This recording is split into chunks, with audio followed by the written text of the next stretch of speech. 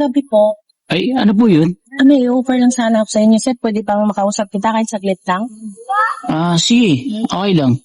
Nagbibinta kasi ako dito ng pangkabuhayan ko baka sakali makabinta ako sa'yo.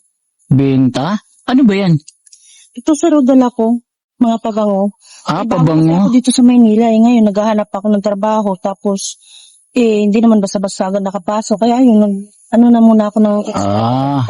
Kumbaga nag-aalo ka Oo, ito po. ng pabango. Kailan ka pa ba dito sa Maynila? Nakarang linggo lang sir, galing akong probinsya. Probinsya. Ibig sabihin, naghahanap ka ng pwede mong mapasukan, ganun. Oo sir May ina-applyan ka na ba? Meron na, pero sabi magantay lang muna daw ako ng palitan. Ganun. Kaya ayun, nag-ano muna ako ng extra nito. Ito sir, Sideline. Sideline ko lang to, pero mabango talaga to sir. Magkano naman yan? Ito isa 500, ito naman 300. Ganun. Ano kasi, meron kasi akong kumpanya Saan po?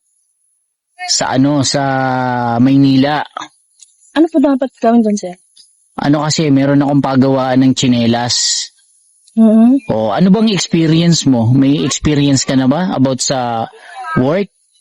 Marami sir all around. Kahit ano, pwede kang gawin.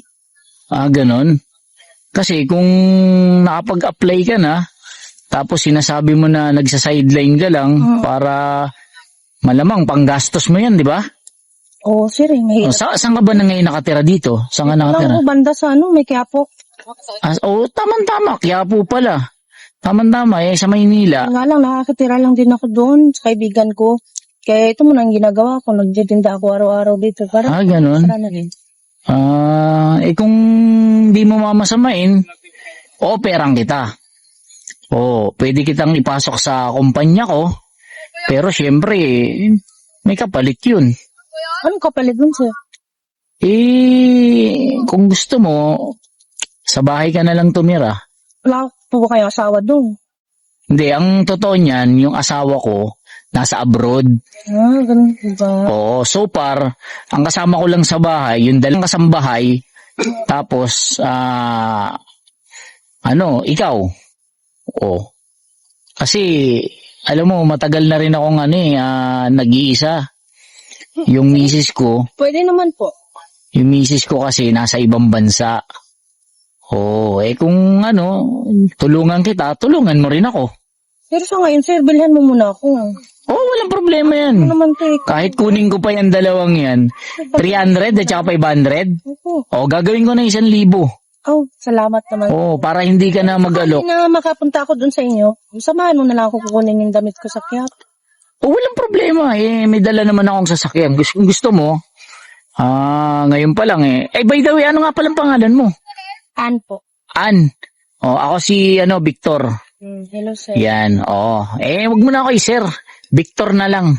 Sakali pumutanong ako, magkano po ba yung papasahod dito sir? Ikaw, syempre, Maynila tayo. Minimum yun. Okay. Pero yung tirahan po, libre po. Oo naman, kasi nga, niyaya na nga kita dun sa bahay. Kung gusto mo, dun ka na tumuloy. Kasi total, ako lang naman mag-isa. Sa'yo, kung gusto mo lang naman, yun lang offer ko sa'yo. Ano po ganun, kasi nakakitira lang din ako dun sa kaibigan ko. Sige. Yun nga lang yung problema ko, yung pang-araw-araw kong gasto. Siyempre, wala pa. Huwag mo na problemahin yun, doon ka na naman nasa bahay. Isipin mo na lang, tinulungan kita, basta, tutulungan mo rin ako. Walang problema dyan, sir. Pag-usapan natin yan. Talaga? Anong bagay na pag-usapan? Talaga? Sige po. Kung gusto mo, sama ka na sa akin. Sige, sir. Halika, tara. Sige po.